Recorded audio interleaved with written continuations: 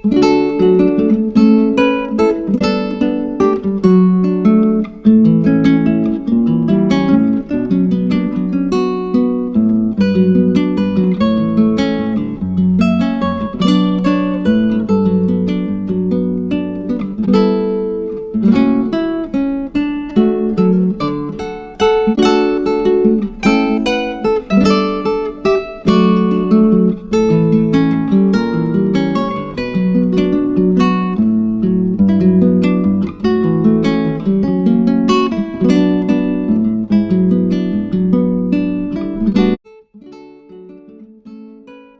के इस युवा उत्सव का आयोजन कर रहे हैं। एक बार आप सभी के लिए जो डॉक्टर की पढ़ाई कर रहे हैं, स्पेशलिस्ट बनेंगे, युवा शक्ति के लिए भी जोरदार तालियां।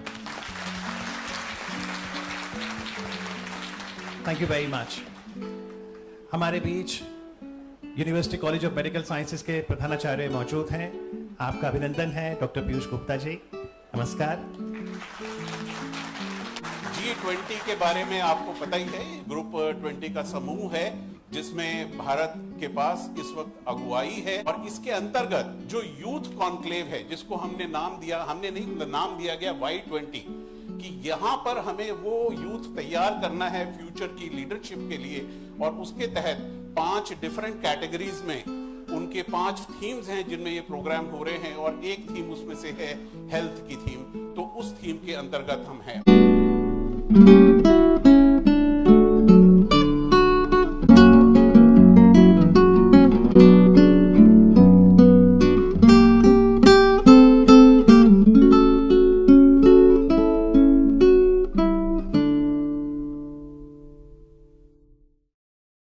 और आपकी जानकारी के लिए ये जो पूरा कार्यक्रम है इसका सीधा प्रसारण हो रहा है। आप YouTube पर इसे देख सकते हैं। आकाशवाणी AIR के YouTube पे इस समय सीधा प्रसारण हो रहा है और UCMS की साइट पर भी इसका सीधा प्रसारण हो रहा है। यानी आज जो भी हम बातें करेंगे, हम यहाँ युवा को सुनने आए हैं। आपकी सोच न केवल देश, न केवल G20 सदस्य बल्कि पूरे विश्व तक पहुंचेगी। तो क्या आप कार्यक्रम के लिए तैयार हैं? तो चलिए, जैसा प्रिंसिपल महोदय ने कहा कि जिस थीम पर हम आज ज्यादा फोकस कर रहे हैं वो है हेल्थ, क्योंकि इस बात में कोई दो राय नहीं कि जीवन की सबसे बड़ी संपत्ति मानव के लिए क्या है, उसकी सेहत। तो आइए जानते हैं इस पैनल डिस्कशन के माध्यम से सबसे पहले कि हम सभी के लिए स्वास्थ्य कैसे सुनिश्चित कर सकते हैं। So the topic of the panel discussion is health for all. Can I invite the 3 student panellist to please join us here on the stage. Mayank Raj Suman हमारे साथ हैं जो कि फाइनल ईयर MBBS के विद्यार्थी हैं। अनुश्रुति शुक्ला हमारे साथ हैं जो कि 3rd ईयर MBBS की छात्रा हैं। और तालियों से अभिनंदन कीजिए खुशी कुमारी की जो कि 2nd ईयर MBBS स्टूडेंट है। पहले सवाल मैं ऑडियंस से ही पूछना चाहता हूं, अगर आपको तय करना हो पिछली या अभी की जनरेशन, तो आप क्या कहेंगे? ज्यादा शिक्षा के अवसर किसके पास थे, पिछली जनरेशन या अभी? अभी। ज्यादा तकनीक, ज्यादा टेक्नोलॉजी किसके पास है, पिछली जनरेशन या अभी? और मेरा तीसरा और अंतिम सवाल, ज्यादा सेहतमंद, ज्यादा हेल्दी जनरेशन कौन सी है, पिछली या अभी? मयंक जी, ये कॉन्ट्रडिक्शन कैसे समझें कि जब शिक्षा के अवसर इस पीढ़ी के पास ज्यादा है, तकनीक ज्यादा है, तो फिर सेहत में सवाल निशान क्यों? देखिए, मुझे तो लगता है बहुत सही बोला है, इवन मुझे भी लगता है कहीं ना कहीं 2 चीज़ें हैं। एक तो डाइट है और एक जो हमारी लाइफस्टाइल हो गई है। अब आप देखो कि हम काफ़ी ज़्यादा समय स्क्रीन पे बिताने लग गए हैं, हमारी लाइफस्टाइल सेडेंट्री हो गई है और शायद हम उस अकॉर्डिंग वो नहीं कर रहे हैं, एक्सरसाइज नहीं कर रहे हैं। तो this is one of those reason जिसके लिए हम सभी ये बोल रहे हैं कि पहले ओके, तो एक कारण तो है जीवन शैली। Anu, would you like to add?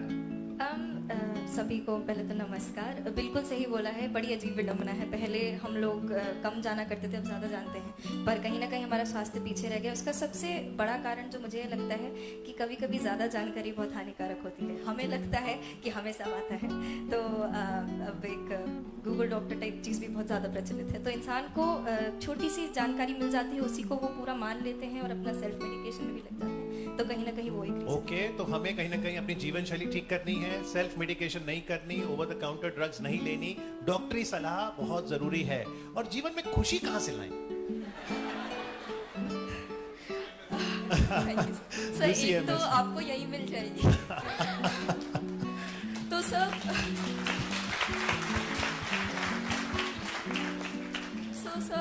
खुशी की बात अगर हम करते हैं तो हमें छोटी छोटी चीज़ों में खुशियाँ मिलती हैं। हम इंतजार करते हैं कि एक खुशी का मौका आएगा, जैसे अभी मौका है, लेकिन हम इस मौके का खुशी नहीं है। खुशी कुछ कुछ चीज़ों में, जैसे सर ने कुछ उदाहरण दिए, कुछ चुटकुला सुना दिया, वो खुशी है। तो खुशी हमारे आसपास हर जगह है। नेगेटिविटी भी है, लेकिन नेगेटिविटी ये है कि आप उस पर कम ध्यान दें। तो आप ज्यादा अगर खुशी पे ध्यान देंगे तो आपको खुश रहेंगे, और अगर आप खुश रहेंगे तो आप स्वस्थ रहेंगे। जी, क्योंकि आप सेकेंड ईयर स्टूडेंट हैं, इससे पहले मैं थर्ड और फाइनल ईयर स्टूडेंट से पूछूं, दिनचर्या क्या रहती है एक एमबीबीएस के विद्यार्थी की, सेकेंड ईयर स्टूडेंट की? सर जैसे मैं पर्सनली एक मॉर्निंग पर्सन हूँ, तो मैं 5 बजे उठ जाती हूँ। उसके बाद फ्रेश होने के बाद मैं एक्सरसाइज करती हूँ, फिर कुछ पढ़ लिया। उसके बाद 8 बजे से हमारी क्लासेस स्टार्ट हो जाती है। 8 से 9 लेक्चर होता है, देन 9 से 12 हमारी क्लिनिकल पोस्टिंग्स होती है, जो हमें डिफरेंशिएट करती है बाकी कॉलेजेस से, क्योंकि हमारे पेशेंट्स के साथ इंटरेक्शन होती है। उसके बाद हमारे लेक्चर्स होते हैं, देन 4 बजे हम फ्री हो जाते हैं, फिर जो भी करना है हम कर सकते हैं। जी, माइक पास रखिएगा जब आप बताएं और सीधा रखिएगा। जब सेकेंड ईयर इतनी मेहनत कर रहे हैं, 5 बजे उठना और उसके बाद इतना कुछ, थर्ड ईयर में क्या काम कम हो जाता है कि बढ़ जाता है? काम आई थिंक बढ़ ही जाता है, बट अनलाइक खुशी, I am not a morning person and I think I speak for a lot of us. तो मैं स्ट्रगल करती हूँ सुबह उठने में, बट वही है 8 to 5 हमारी कभी कभी क्लासेस चलती हैं। उसमें बीच में 9 to 12 पोस्टिंग। जो थोड़ा फ़र्क मुझे ये लगता है क्योंकि 1 साल हम पोस्टिंग कर चुके हैं, तो एक हमारे पास एक एक्स्ट्रा ईयर ऑफ एक्सपीरियंस है, जिसको हम यूज़ करते हैं ज़्यादा समझने में, ज़्यादा लोगों को। आई थिंक मुझे खुशी ज़्यादा होती है। ओके जी, भले नाम अनु है लेकिन खुशी इनको भी बहुत है। मयंक, फाइनल ईयर क्या प्रेशर बहुत बढ़ जाता है? बहुत ज़्यादा। देखिए, प्रेशर तो बढ़ता ही है, और जो बढ़ता है वो मुझे लगता है लोगों के एक्सपेक्टेशन, और साथ ही साथ हमारे टीचर्स के भी। जैसे हम सेकेंड ईयर में हैं, थर्ड ईयर में हैं, तो हम थोड़े लेट चले गए तो it's fine, but final year में हो तुम्हें जल्दी आना है, 9 बजे आना है, तो बहुत ही वाटर टाइट शेड्यूल है। सुबह 8 से 9 लेक्चर, उसके बाद फिर पोस्टिंग, उसके बाद 1 घंटे का लंच, उसके बाद 4 बजे तक, तो काफ़ी समय तो इसमें निकल जाता है। जी, लेकिन खुशी, क्योंकि 2020-21 बहुत बड़ी चीज हुई, पूरे विश्व पर हमने कोविड का असर देखा, तो आपकी जिंदगी पर और आपकी पढ़ाई पर कोविड का असर कैसे देखती हैं आप? अगर मैं बात करूँ तो कोविड का, मैं personally I have lost my father because of Covid. So I have lost my biggest motivator, but he has said that life is a marathon and it should continue. So I am continuing his dream of becoming a doctor. So मैं यहाँ पर हूँ and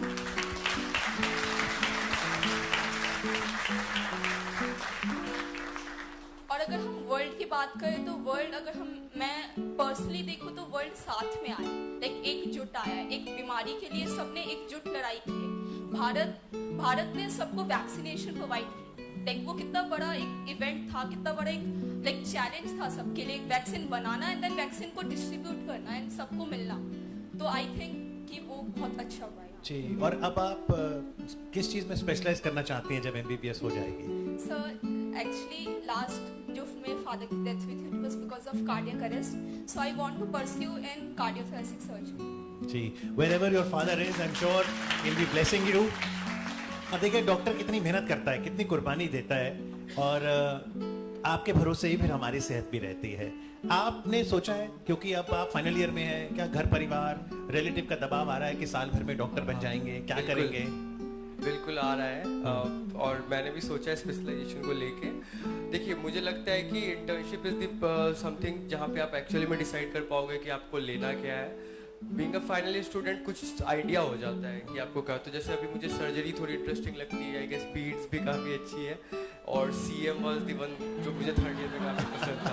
तो mix feeling है, अब ऐसा होता है कि आप जो पढ़ रहे हो वही अच्छा लगने लगता है। सो या मैं सोचा हूँ कि इंटर्नशिप में डिसाइड करूँगा। जी, और अनु? आई थिंक वे थोड़ा सा यंग, बट हाँ एक तरफ डायरेक्शन बन ही जाती है। अभी मुझे लगेगा कि आप लोगों को लगेगा मैं इनको कॉपी कर रही हूँ, मुझे एक्चुअली पीडियाट्रिक सर्जन बनना है। तो yes, so it is one of the things I put my mind to बहुत बचपन से। I hope to continue that way. तो जैसे प्रोफेसर पीयूष गुप्ता पीडियाट्रिक्स में हैं, उसमें और पीडियाट्रिक सर्जन में काम में क्या फ़र्क है? आई थिंक पाथ थोड़ा सा अलग हो जाता है because we are going towards surgery and paediatrics is more of a medicinal branch. तो जो सर्जन है they are more involved in the OT and with procedures such as exercising some tumours and stuff, but medicine वाला part is mostly paediatrics. Okay. So मुझे interesting लगता है and I definitely would try to pursue it. Okay okay good. देखिए health for all के लिए एक चीज तो सबसे पहले चाहिए हेल्थ इंफ्रास्ट्रक्चर. तो और मेडिकल कॉलेज बने, टियर 2 टियर 3 गांव में भी अस्पताल बने, आप लोग अपनी सेवाएं वहां भी पहुंचाएं, और उसके लिए हमें डॉक्टर्स चाहिए. तो उस पर तो हमने बात की, और आपको देखकर और ऑडियंस में बैठे युवा को देखकर लग रहा है कि हमारी सेहत सुरक्षित हाथों में है. अब मुझे बताइए, क्योंकि आप लोग यंग हैं, क्या इनोवेशन ला सकते हैं हेल्थ केयर में ताकि हेल्थ सब तक पहुंचे? सबसे पहले तो एक प्रश्न अगर मैं पूछूं, हम में से किस किस को पता है कि हमारे पास एक हेल्थ कार्ड एग्जिस्ट करता है?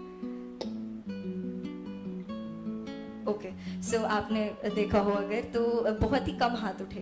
तो सबसे पहले तो जो हेल्थ कार्ड है हमारा, या फिर कुछ भी ऐसा जिससे हम एक डायरेक्टरी सी मेंटेन कर पाए, लोगों के जो मेडिकल रिकॉर्ड्स हैं हम एक्सेस कर पाए, डॉक्टर्स एक्सेस कर पाए सही टाइम पे, ताकि एक एक जो छोटे छोटे मिनट हम लूज करते हैं हर पेशेंट पे कि उसकी हिस्ट्री जाननी है, उसके बारे में और जानना है, तो हर डॉक्टर को अलग अलग जानना है. उससे बेटर ये कि central there is a directory. Okay. And just a small point more than that कि स्टूडेंट्स के लेवल पे we are having some very good initiatives such as medical hackathons, जिसमें हम लोग प्रॉब्लम स्टेटमेंट्स आते हैं उन पे काम करते हैं. तो अगर हम स्टूडेंट्स को ही बढ़ावा दे रहे हैं प्रॉब्लम ओरिएंटेड थिंकिंग के लिए, सो आई थिंक इनोवेशन की तरफ बहुत अच्छा स्टेप हम ऑलरेडी ले चुके हैं. Okay, that's a very important point. जो लोग सोशल मीडिया के माध्यम से देख रहे हैं वो भी इत्तेफाक रखेंगे कि खुदा न खास्ता जब कोई इमरजेंसी होती है और हम अपने रिलेटिव को अस्पताल ले जाते हैं, तो डॉक्टर पूछते हैं क्या इन्हें बीपी है, क्या डायबिटीज है, कोई सर्जरी तो नहीं हुई, वैक्सीन लगी. अब वो ढूंढने में बहुत समय लग जाता है और क्रिटिकल होता है वो समय. तो क्या हम टेक्नोलॉजी की मदद से प्रत्येक नागरिक तक हेल्थ कार्ड पहुंचा सकते हैं? क्या उसे आधार से जोड़ें? कैसे कर सकते हैं इसको हम? हाँ, ये एक अच्छा आइडिया है. आधार से तो बिल्कुल जोड़ सकते हैं, बिकॉज आधार अभी सबके पास है. तो अगर हम उससे जोड़ते हैं तो that can be one point. मैं एक चीज़ और इसमें ऐड करना चाहूँगा. जैसे देखिए, पूरा बात ये है कि पेशेंट लोड शायद हम कम नहीं कर सकते हैं, बट जो रश है वो ज़रूर कम किया जा सकता है. उसमें एक ये टेक्नोलॉजी आ जाती है कि कैसे हम समय को बचा सके, कि जो भीड़ भाड़ है वो कम हो.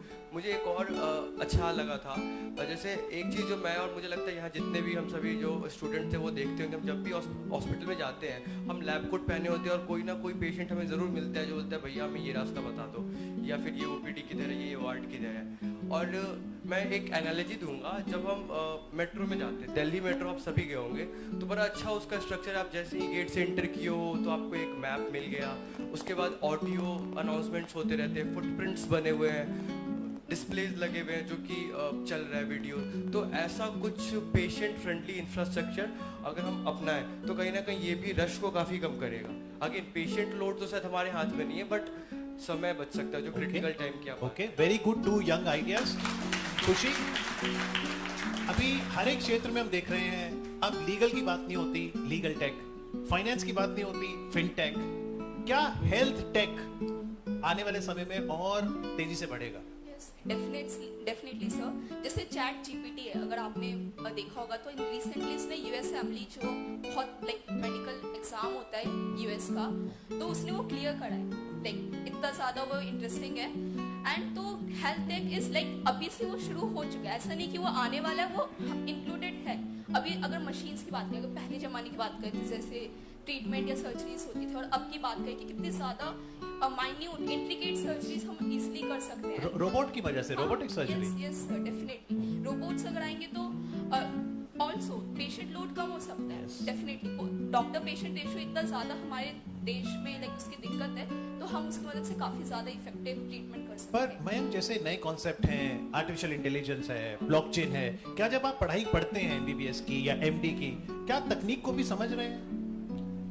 देखिए, सो यहाँ पे मुझे लगता है जो नई करिकुलम है थोड़ी तो वो टेक्नोलॉजी ओरिएंटेड तो हुई है, इसमें कोई डाउट नहीं है. और साथ ही साथ जो ऐसे हैकाथॉन की बात अभी अनुश्रुति ने कुछ देर पहले की थी, जहाँ पे आप प्रॉब्लम स्टेटमेंट और फिर सॉल्यूशन देखते हो, तो ऐसी पढ़ाई में इन तरह की चीज़ों को भी इंक्लूड करना चाहिए.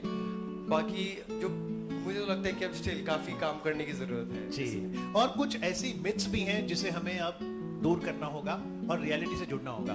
एक मुझे लगता है अनु, कि लोग कई बार डॉक्टर के पास आते हैं क्यूरेटिव के लिए, बीमारी हो गई चलो भाई अस्पताल। क्या प्रिवेंटिव हेल्थ के लिए भी आ रहे हैं आपके पास? Preventive health in recent years definitely बहुत ज़्यादा आगे बढ़ा है, because people with their awareness have come to realise that prevention is better than cure. Literally हमारे पास सेम है बहुत टाइम से। तो देर आर पेशेंट्स जिनके पास ये ऑप्शन होता है कि उनकी फैमिली में सपोजली कोई बीमारी रन कर रही है, they are coming out for taking medication. There are people who are opting for more genetic testing before like they plan for a baby, so that they know कि क्या क्या दिक्कतें हो सकती हैं। तो preventive health is definitely up and coming and it is the mainstay मेरे हिसाब से। why? because cure can only take you इतना ज़्यादा दूर नहीं ले जा सकते। however prevention जब आप करते हैं तो आप जड़ तक जा रहे हैं, and the root of the problem is the heart of the problem। Ji. so उसी को खत्म करना है। जी, तो यानी प्रिवेंटिव हेल्थ पे बल देना होगा। और डॉक्टर पीयूष अगर इजाजत दे तो मैं एक लव स्टोरी आपके साथ साझा करता हूँ और उसके बाद आप उसे क्रैक कीजिएगा, what's the right answer. So what happened, once a doctor once a doctor and a chartered accountant fell in love with the same girl. Every day the doctor gave the girl a rose. Every day the chartered accountant gave the girl an apple. One day, out of curiosity, the girl walked up to the chartered accountant and asked, "Why do you give me one apple every day?" "Yes, an apple a day keeps doctor away." Do you think it's time to break this myth and say an apple and a doctor will keep illness away? Yeah, definitely. This is what I was also thinking कि जो पहले ये जो thought ये बना कि an apple a day keeps the doctor away, तो कहीं ना कहीं हम डॉक्टर को अपना एनिमी समझने लग रहे हैं कि भाई बीमारी इज अ बैड स्टेट और हम जब बीमार होते हैं तो डॉक्टर के पास जाते हैं। तो ऐसा नहीं होना चाहिए। जो प्रिवेंटिव हेल्थ की बात करें कि अगर हमें कुछ समझना है या फिर हम कैसे अपने आप को स्वस्थ रखें, इट्स नॉट अबाउट कि हम जा रहे हैं 2 दवाई लेके आ रहे हैं। क्योंकि आज भी बहुत सारे पेशेंट का ये माइंडसेट है कि हम उन्हें कुछ बताते हैं कि देखो आपको ये परहेज करना है, वो परहेज नहीं करेंगे, भैया हमको दवाई लिख दो। तो आप देख रहे हो जी, preventive health. Okay, any other myth that we need to break? Sir एक मिथ इज लाइक एंटीबायोटिक्स ज़्यादा यूज़ ना करें, क्योंकि हम पढ़ते कि कितने ज़्यादा उसके कॉम्प्लिकेशन और कितने ज़्यादा उसके लाइक हार्मफुल इफेक्ट्स हैं और लोग वो समझते नहीं। अगर मैं पर्सनली बात करूँ, मैं दुकान पे जाऊँगी, मेरे को अजिथ्रोमाइसिन दे दो और वो लोग दे देते हैं, लेकिन ये नहीं होना चाहिए। तो एंटीबायोटिक्स का यूज़ कम हो, तो मैं ये चाहूँगी लोगों से। जी, एक धारणा ये भी है कि डॉक्टर की हैंडराइटिंग सिर्फ केमिस्ट ही समझ सकता है। ये पता नहीं इसमें कितनी सच्चाई है। मुझे मेरे भाई बहनों ने कई बार बोल रखा है कि तू डॉक्टर नहीं बन सकती, तेरी हैंड राइटिंग तुझे अलाउ नहीं करेगी। So that is one of the things. However नहीं, लेजिबल हैंड राइटिंग अगर हम लोग फार्मा में पढ़ते हैं, it is one of the primary hallmarks की प्रिस्क्रिप्शन अगर सही है तो इसमें हैंड राइटिंग लेजिबल होगी। तो हाँ, केमिस्ट पे एक स्पेशल पावर तो होती है, क्योंकि मैंने भी बहुत अजीब अजीब देखी है, बट अदर देन दैट तो नहीं। I have seen a lot of good hand writings also. ऐसा वेरी गुड। देखिए, पिछली शताब्दी की अगर बात करें तो भारत में साक्षरता पे बल था। अब जब बहुत से राज्यों ने तकरीबन 100% साक्षरता हासिल कर ली है, 90%, अब बात होती है वित्तीय साक्षरता की, फाइनेंशियल लिटरेसी। उसी तरह से मेडिकल फील्ड में मेडिकल लिटरेसी। मयंक, बहुत से लोग ये कार्यक्रम देख रहे हैं, कैसे हम डॉक्टर का सहयोग करें, नर्सेस का, हेल्थ केयर प्रोफेशनल्स का, ताकि आम जन मेडिकल लिटरेट हो जाए? ओके, देखिए आप ये बहुत सही बात है। जैसे हम अब बात कर रहे हैं हेल्थ फॉर ऑल, तो मेरा इसमें भी मानना है कि हेल्थ फॉर ऑल तो तभी अचीव हो सकता है जब there is education for all, there is nutrition for all, और या हाउसिंग फॉर ऑल। तो उसी में मेडिकल लिटरेसी भी बहुत इंपॉर्टेंट है। अब मुझे लगता है, अब एक और मैं बहुत छोटा सा एग्जांपल आपको देता हूँ डॉग बाइट का। हम सब जानते आ रहे हैं कि भाई टर्मरिक जो है इट हैज़ एंटीसेप्टिक, और कहीं छिल गया तो आप लगा लो, विच इज़ फाइन। लेकिन अगर डॉग बाइट के केस में आप टर्मरिक लगाओगे तो वो डिजीज़ को और एग्रीवेट कर देता है। बट तो ये वाली जो बात है, ये पेशेंट को पता हो, तो यहाँ पे medical literacy actually plays a very important role कि हम उसको एजुकेट कर पाए। ओके, यस, एनी टिप रोजमर्रा जिंदगी में हम थोड़ा सा अपने सेहत के प्रति और सजग हो जाएं? सर जैसे डायबिटीज़ है, लास्ट स्टेज में उसके काफ़ी ज़्यादा कॉम्प्लिकेशंस आते हैं जो हम ठीक नहीं कर सकते। लेकिन अगर हम प्रिवेंटिव, लाइक जैसे मैम ने कहा, प्रिवेंटिव हेल्थ केयर पे ज़्यादा फोकस करें कि पहले ही हम डायबिटीज़ के लिए डॉक्टर के पास जाएं, रेगुलर टेस्ट, रेगुलर चेकअप्स हो, तो हम कंट्रोल में ला सकते हैं। लाइक एक डायबिटीज़ एक वे ऑफ लिविंग की तरह हम जिएंगे। यस, ओके जी, how can we spread medical literacy? जब भी मुझे ऐसा लगता है कि कहीं ना कहीं पेशेंट से डॉक्टर का डायलॉग, हम बहुत बात करते हैं इसकी, एडकॉम भी पढ़ते हैं हम, बट कहीं ना कहीं इट इज़ इनहिबिटेड, थोड़ा सा एक बैरियर आता है। तो जब भी डॉक्टर के पास आए, एक खुला दिमाग लेकर आए प्लीज़। जितना भी आप सोशल मीडिया पे फॉरवर्ड्स देखते हैं, it is not authentic advice, उसको ना देखें। जो आपको समझ नहीं आ रहा है वो डॉक्टर से एक बार पूछ लें, क्लैरिटी आए। और अगर आपको जो सही बात पता है, ऑथेंटिक बात पता है, तो उसको अपने परिवारजनों को आप बता सकते हैं, जिससे किसी और का भी भला होगा। मतलब एक सॉर्ट ऑफ चेन की तरफ फैले वो, यू नो, एक को पता है, दूसरे को पता है। So it is a community thing more than an individual thing. जी बिल्कुल, एडकॉम की आपने बात की, तो मैं चाहूंगा सोशल मीडिया में जो लोग देख रहे हैं उनको बताएं कि अब मेडिकल एजुकेशन की पढ़ाई में हर एक विद्यार्थी एडकॉम, जो कि एक्रोनिम है, एटीट्यूड, एथिक्स और कम्युनिकेशन, ये भी पढ़ता है। पर ये जो तमाम आपने बातें बताई, हेल्थ फॉर ऑल के सॉल्यूशन, ये जन जन तक पहुंचे, इसके लिए आप आकाशवाणी की भूमिका कैसे देखते हैं? देखिए, एक तो हम अभी तुरंत देख रहे हैं, we are actually experiencing one, कि आकाशवाणी ये कंडक्ट करा रही है, सो इट इज़ बहुत इंपॉर्टेंट है। दूसरी चीज़ की मुझे लगता है कि अभी भी बहुत सारे एरियाज़ में इंटरनेट अभी नहीं पहुंचा है, तो जिन एरिया में अभी इंटरनेट नहीं पहुंचा वहाँ पे फिर रेडियो और जो भी ऐसे मीन्स है उनकी यूज़ बढ़ जाती है। तो या सो देर आकाशवाणी। जी खुशी, रेडियो की भूमिका कैसे देखती हैं? सर अगर मैं देखूँ तो मेरे दादाजी के घर पे रेडियो है, वो रेडियो सुनते हैं। उन्हें ये स्मार्टफोन, ये टच फोन, इनके बारे में नहीं पता है, तो रेडियो पे वो सुनते हैं और उनको ऑथेंटिक इन्फॉर्मेशन आपके जरिए पहुंच रही है, तो बहुत बड़ी बात है। और मैं आपका सही दिल से थैंक यू करना चाहूँगी हमें ये अपॉर्चुनिटी देने के लिए। Thank you. Yes, I feel कि सबसे इम्पोर्टेंट जब भी इंफॉर्मेशन हमें देनी है इज़ अ कनेक्ट। तो आकाशवाणी क्योंकि इतने समय से है और इतने लोगों तक पहुंचता है, तो कहीं ना कहीं एंकर से हमें एक एफिनिटी हो जाती है। किसी को हम सुनते हैं रोज़, उनकी आवाज़ को हम पसंद करते हैं, तो जब इसके द्वारा कोई चीज़ किसी को पहुंचती है तो उसका असर बहुत अलग होता है। पेशेंट हमसे ओपीडी में मिलेगा, आके 2 मिनट बात करी चले गए, ज़्यादा टाइम नहीं दे पाए, पर आप लोग की कही हुई बातें उन तक ज़्यादा समय तक रहेंगी। तो आप बहुत अच्छा काम कर रहे हैं। और थैंक यू वेरी मच। और आकाशवाणी पर हम आपको G20 की तमाम खबरें भी पहुंचाएंगे। अब जब अगले महीने G20 लीडर समिट होनी है, if the leaders were listening into you, the youth voice, what's your wish list should be on the health care agenda for the G20 leader summit? I'd like to start by saying कि health for all as a topic is not complete without discussing all for health. So we all as a team standing together, not just doctors, not just healthcare institutions, but even families as units, even जहाँ पे education होती है, it's a whole network of people vying from the same goal. COVID ने हमें सिखाया है कि कहीं एक जगह रह के सारी चीज़ें नहीं हो सकती हैं, without sharing information, without knowing that we are in it at the same time. हमारा गोल अल्टीमेटली सब तक पहुंचना है, चैलेंजेस सबके अलग है, so we need the leaders to please listen and say that I know कि ऑलरेडी बहुत बातें चल रही हैं इसी के लिए, you know, innovation and decision making, inclusivity, it's already on the agenda, so we're in the right direction. And बस यही वसुदेव कुटुंबकम जैसे हम कहते हैं, we're all a family, so we should बिल्कुल treat it as a और family. G20 की theme भी यही है, भारत की, one earth, one family, one future. So that's a very profound statement that Anushruti made, that health for all requires all for health. आप तो Mayank college की एक सोसाइटी है जिसमें आप मार्जिनलाइज्ड, अंडर प्रिविलेज्ड के साथ काम करते हैं, कैसे इंक्लूसिव बनाए हेल्थ को? ओके, सो इसमें मुझे लगता है कि ये बहुत इंपॉर्टेंट आ जाता है।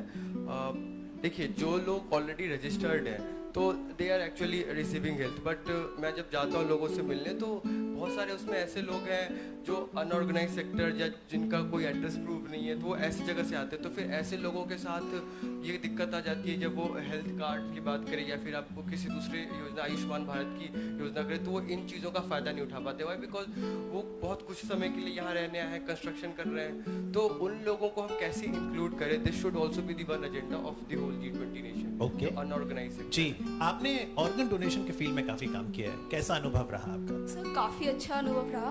ऑर्गन डोनेशन अवेयरनेस, काफ़ी कम लोग इसके बारे में बात करते हैं, जैसे अंगदान, कि एक इंसान मरने के बाद 7 जिंदगियां बचा सकता है। लाइक इमेजिन, एक जिंदगियां 7 लोग। तो ऑर्गन डोनेशन इज लाइक हमें इसको प्रमोट करना चाहिए, क्योंकि जैसे अगर हम यूएस की बात करें तो उनमें जैसे किसी की डेथ होती है उसके बाद काउंसलर्स आते हैं कि अगर वो ऑर्गन डोनेट करना चाहते हैं, तो आई फील लाइक इंडिया में भी ऐसा सिस्टम होना चाहिए। मतलब मुझे पता है कि डेथ बहुत difficult, I personally felt it, but organ donation is like the need of the hour. But since you mentioned death, क्योंकि हम तो भगवान का दर्जा देते हैं डॉक्टर को, but how do you see death? Do you think with all the technology, all the expertise, do you still have faith in an almighty, someone beyond the doctor as well? Sir जब पापा की death हुई थी तो I thought that कोई नहीं है, God नहीं हो, एग्जिस्ट नहीं करता है. After 2 years I felt I have something, an emptiness in me, and one day just God appeared. I don't know, it just seems false, but God appeared that you are not alone. So I feel doctors, हाँ ठीक है, वो एक medium है, वो आपको treat करेंगे, ठीक है, लेकिन सबसे ऊपर तो गॉड ही. जी, दवा का अपना काम और दुआ का प्रार्थना का अपना. आपने ट्रांसजेंडर कम्युनिटी के साथ काम किया है. हेल्थ फॉर ऑल में क्या हम सबको सम्मिलित कर रहे हैं? क्या ट्रांसजेंडर्स की या जो क्वेयर कम्युनिटी है उनके चैलेंजेस अलग हैं? Definitely, I got a very interesting chance to work with this thing called a queer ambassadorship, जहाँ पे मैंने अलग-अलग sectors of India से youth के साथ काम करा and transgender people. So we understood that उनकी health needs definitely different है, but that does not entail कि हम कह रहे हैं कि वो हमसे अलग हैं. तो inclusivity, definitely there is a chance for them to be included in us because they are no different. We are very fortunate कि हमारे यहाँ से बहुत ही ज़्यादा काम हो रहा है इस पर. There are competencies regarding transgender health that have been included in medical education itself. So that is, we are prepping and priming doctors so that when they sit in the OPDs, जब वो OPD में बैठे और कोई उन्हें इंसान आए और बोले कि they are a transgender person, तो उनके साथ बिल्कुल सही और justified treatment हो. There are things like hormone replacement therapies which they need. There are things like sex reassignment surgeries जो उनको चाहिए होती हैं. तो specialists की उस एरिया में बहुत ज़्यादा ज़रूरत है. Sensitive specialists की उस एरिया में बहुत ज़्यादा ज़रूरत है. तो education के माध्यम से we are थोड़ा-थोड़ा करके reaching there.